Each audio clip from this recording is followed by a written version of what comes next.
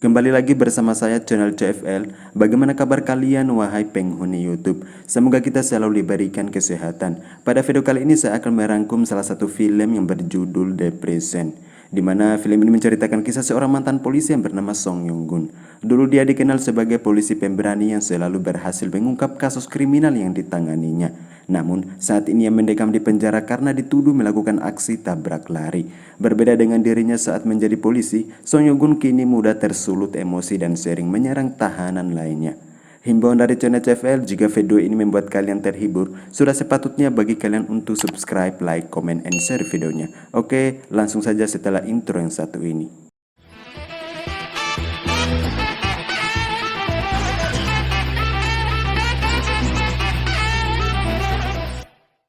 Pada durasi awal film kita akan diperlihatkan dengan aksi pembunuhan yang dilakukan 3 orang pria.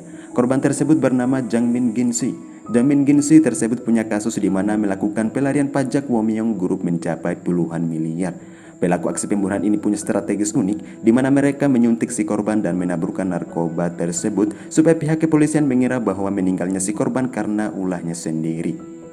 Ternyata pelaku aksi pembunuhan ini merupakan tahanan penjara di mana mereka bekerja sama dengan pimpinan lapas sehingga mereka dengan bebasnya melakukan kejahatan di balik jeruji besi. Dan inilah film The Present. Kemudian kita akan diperlihatkan dengan sosok Song Yong Gun. Song Yong Gun merupakan polisi pemberani yang selalu berhasil mengungkap kasus kriminal yang ditargetkannya. Namun, saat ini ia mendekam di penjara karena dituduh melakukan aksi tabrak lari. Berbeda dengan dirinya saat menjadi polisi, Song Yong Gun kini mudah tersulut emosi dan sering menyerang tahanan senior. Ketika keluar dari mobil, para tahanan senior meledek para tahanan yang baru masuk. Song Yong Gun yang mudah tersulut emosi, dia pun langsung meludahi mereka dan pada akhirnya terjadilah keributan.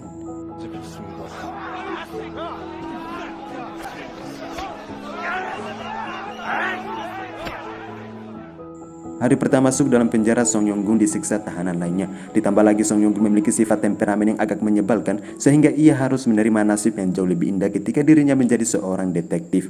Dan bos mereka bernama Changgil, ini orangnya yang tidak sama sekali punya sifat kemanusiaan. Dia pun mengencingi Song Yong Gun tersebut.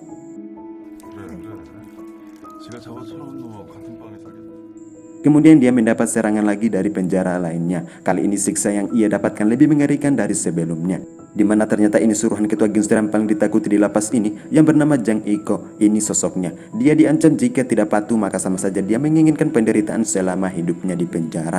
Pada akhirnya Song Yong Gun menyetujui pernyataan Jang Iko sehingga tangannya tidak jadi dipotong dan saking takutnya dia ngompol di celana.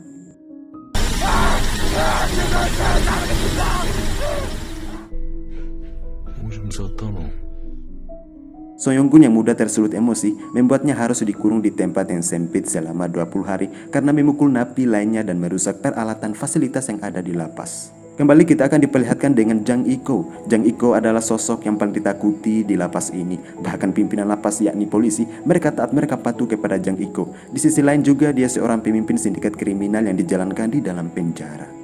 Seorang polisi khianat mengungkapkan kasus Song Yong Gun di hadapan Jang Iko bahwa dia dipenjara atas tuduhan tabrak lari. Dia seorang polisi yang pemberani, bila menargetkan seseorang 100% pasti akan tertangkap olehnya dan diberi julukan utusan neraka.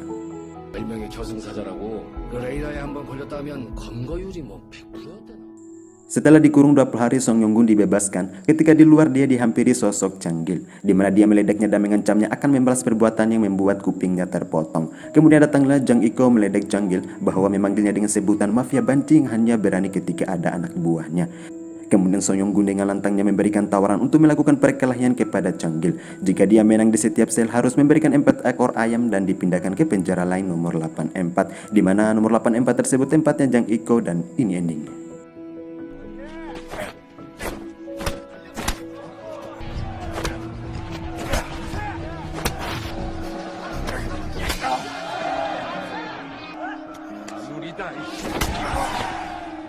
Setelah berhasil mengalahkan Changgil, dia menyantap ayam goreng yang begitu banyak dan dipindahkan ke ruangan yang dia inginkan, di mana tempat Jang Iko dikurung. Dalam ruangan tersebut kita akan diperlihatkan dengan pria yang bernama Ah Sehon.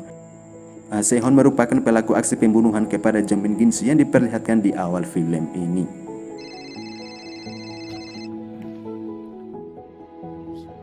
Kemudian Jang Iko menerima telepon dari luar, di mana ternyata Jang Iko punya antek-antek dari luar untuk membantunya dalam mencari target yang akan dirampok. Orang tersebut bernama Dr. Kim. Setelah menyusul rencana, Dr. Kim bertemu dengan pimpinan lapas yang bernama Kang untuk memberikan sebuah dokumen yang berisi keterangan letak atau posisi yang sudah ditargetkan untuk melakukan aksi perampokan selanjutnya. Akan tetapi sepertinya Kang tidak setuju untuk melakukan kejahatan tersebut sebab penjaga tahanan sudah diganti dengan orang baru, sehingga Kang merasa takut, merasa khawatir untuk diketahui oleh direktur lapas. Tetapi Jang Iko terlihat santuy dan tetap akan menjalankan rencana untuk mereka yang sudah direncanakan bersama Dr. Kim. Aksi yang dilakukan mereka membutuhkan orang ahli dalam membuat peledakan. Akhirnya mereka merekrut tahanan lain yang bersumber dari lapas lain bernama Sogitai. Dalam aksi mereka hanya membutuhkan 4 orang untuk melakukan aksi tersebut. Kemudian tibalah waktu malam, mereka pun melakukan aksinya.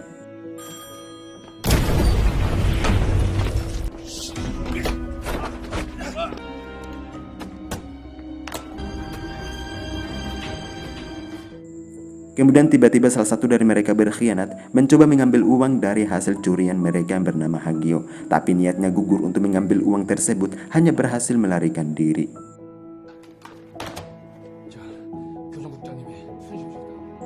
Direktur lapas yang bernama Chief Bai, ini orangnya, datang tiba-tiba untuk melakukan inspeksi tanpa pemberitahuan dari pimpinan lapas. Hal ini membuat petugas tahanan termasuk pimpinan mereka khawatir, takutnya direktur mengetahui perbuatan kerjasama mereka bersama mafia Jang Iko tersebut. Ketika direktur melihat Jang Iko, menginstruksikan untuk hormat kepadanya. Akan tetapi Jang Iko malah melotot, membangkang di hadapannya dan tidak memberikan kehormatan kepadanya, sehingga membuat direktur tersebut emosi atas kelakuan Jang Iko yang menurutnya tidak punya akhlak, tidak punya adab sama dirinya sebagai direktur. Dan pada akhirnya terjadilah keributan. Kemudian Song Yong-gun melihat peristiwa ini membuatnya marah terhadap direktur tersebut, di mana menurutnya direktur ini tidak memiliki sifat kemanusiaan dan seharusnya seorang pemimpin wajib bagi dirinya bersikap ramah terhadap tahanan. Sikap Song Yong-gun terhadap direktur tersebut membuat Jang Iko terpukau dengan sosok Song Yong-gun. Akhirnya dia mengajaknya untuk makan di luar sebagai tanda terima kasihnya yang telah membelanya di hadapan direktur tadi. Jang Iko sesuka hatinya untuk keluar dari lapas, padahal dirinya sebagai tahanan. Ini menunjukkan bahwa sepenuhnya yang berkuasa bukan lagi polisi, tetapi kekuasaan telah dimiliki sosok Jang Iko.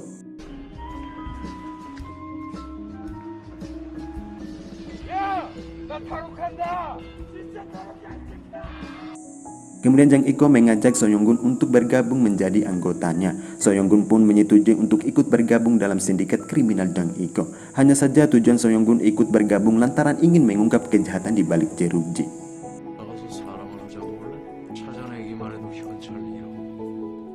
Setelah menyetujui untuk bergabung dalam sindikat kriminal Jang Iko, So Yong-gun mendapat perintah pertama dari Jang Iko untuk menangkap seseorang yang sempat melarikan diri ketika melakukan aksi perampokan yang bernama Hagio. So Yong-gun pun menyetujuinya dengan imbalan 1 juta jika dia berhasil menangkapnya dan ingin memperlihatkan keberhasilannya dalam menangkap target yang sudah ditentukan. Dan juga untuk lebih meyakinkan Jang Iko bahwa dia bukan orang yang akan mengungkapkan kejahatannya selama ini.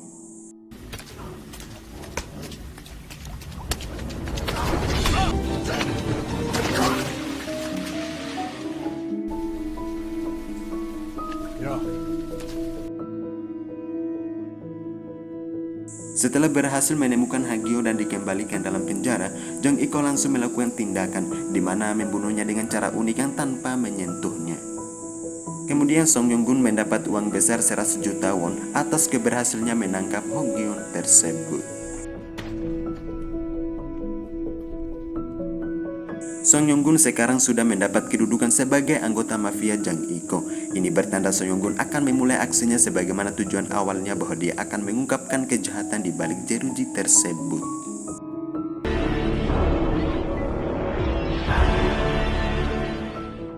Berangkat pada cerita selanjutnya, So Yong-gun mulai melakukan aksinya dengan mencari alat bukti untuk dapat menguatkan dugaan mereka.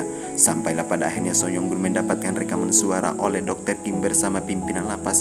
Hampir saja aksi yang dia lakukan diketahui oleh Kang. Untungnya di sini ada polisi yang coba melakukan pembelaan terhadap So Yong-gun. Kata polisi, saya menyuruhnya untuk bersih-bersih di ruangan ini.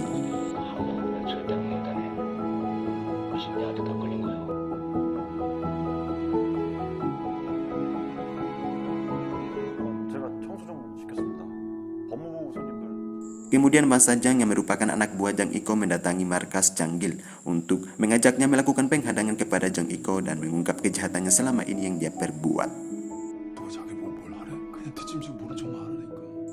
Keesokan harinya, Jang Iko bersama Dr. Kim melakukan pembagian hasil atas hasil daripada perampokan yang mereka lakukan. So Yong-gun di sini menyaksikan mereka dalam melakukan pembagian hasil tersebut.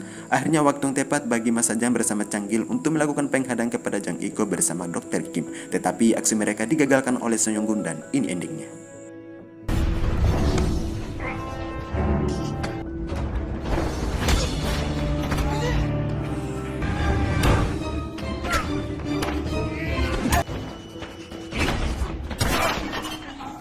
Dengan rasa kesalnya Canggil kepada So Yong-gun, dia pun memukulnya hingga pingsan. Akhirnya Jang Iko bersama So Yong-gun dibawa ke ruangan perawatan.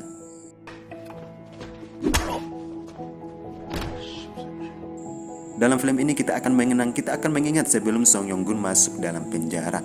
Ternyata Song Yong-gun masuk dalam penjara untuk menyelidiki kasus yang selama 4 tahun ini belum terpecahkan. Akhirnya dia memutuskan untuk mencari tahu langsung dengan sendirinya dalam penjara tersebut. Kita akan menyaksikan kesenangan sementara yang dimiliki Canggil, di mana dia dibebaskan dari penjara untuk menghirup udara bebas. Akan tetapi dia tidak sadar bahwa dibebaskannya bukan karena masa tahanannya habis, tetapi ini cara Jang Iko bersama para polisi untuk memusnahkan Canggil tersebut.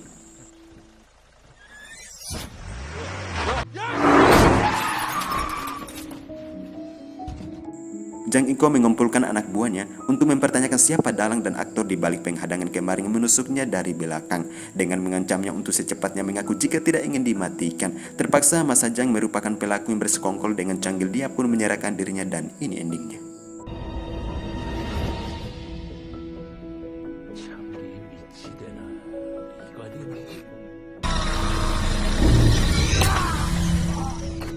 Kembali kita akan diperlihatkan dengan sosok direktur bersama Kang. Di sini dia sedang melatih menembak. Kemudian direktur ini mempertanyakan tentang kekayaan yang dimiliki Kang, di mana kekayaan yang bertambah selama menjadi kepala penjara. Akhirnya direktur ini mengetahui kebiadaban yang dilakukan Kang bersama Jang Iko, sebab harta yang dimiliki Kang sekarang ini tidak pantas untuknya sebagai kepala penjara tersebut.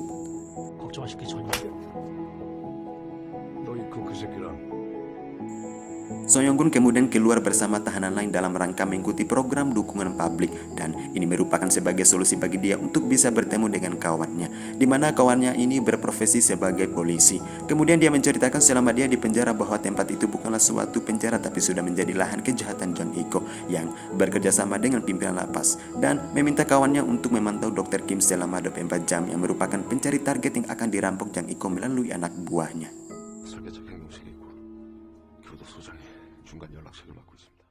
Setelah mendapat hidangan tamparan dari direktur, Kang memanggil Jang Iko untuk mendatangi surat permohonan bebasnya dari penjara. Sebab yang terjadi sekarang, direktur sudah mengetahui kebiadaban mereka dalam melakukan aksi perampokan tersebut. Tetapi Jang Iko dengan tegasnya menolak untuk dibebaskan dari penjara dan merobek surat tersebut karena menurutnya penjara sudah menjadi surga bagi dirinya. Mengetahui hal ini, Jang Iko bersama anak buahnya memutuskan untuk keluar mencari direktur lapas untuk dimusnahkan. Di tengah-tengah aksi untuk memusnahkan direktur, So Yong-gun juga melakukan aksinya, yaitu menelpon kawannya yakni polisi untuk segera mengepung pabrik logam untuk melakukan penyergapan, di mana tempat itulah letak untuk memusnahkan direktur lapas tersebut.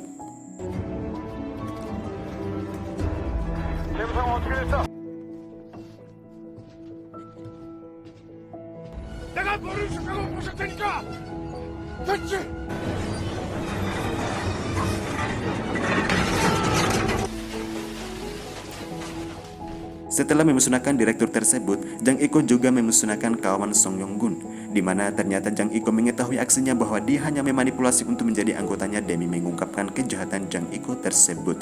Kemudian terpaksa Song Yong-gun harus terpaksa untuk terbuka sebab tidak berkeinginan kawannya mati terbunuh atas kelicikan Jang Iko tersebut, dan ini endingnya.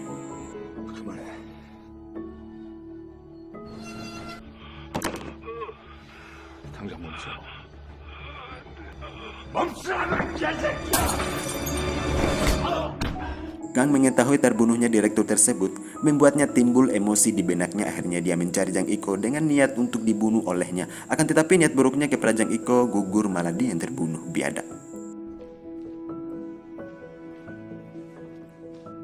쓰레기 같은 빵쟁이 새끼 사람 대접해줬더니 자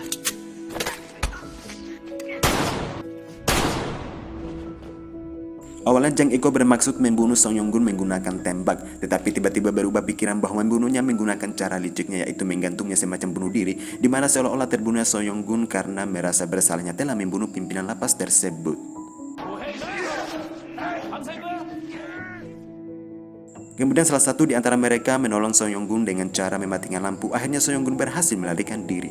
Kecerdasan yang dimiliki Song Yong-gun, dia membuat kebakaran yang sangat besar, sehingga membuat anak buah Jang Iko sibuk mengurusi api tersebut. Ini merupakan strategi dia untuk mengambil posisi yang tepat untuk menghabiskan Jang Iko tersebut.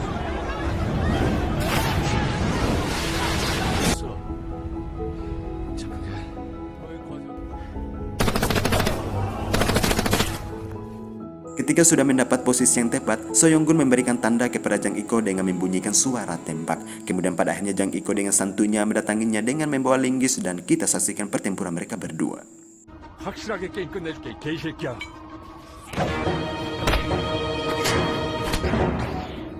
아이 새끼야.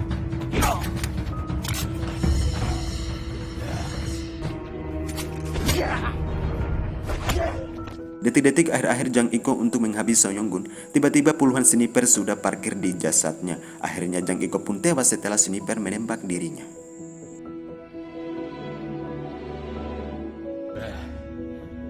그런 데는 없지.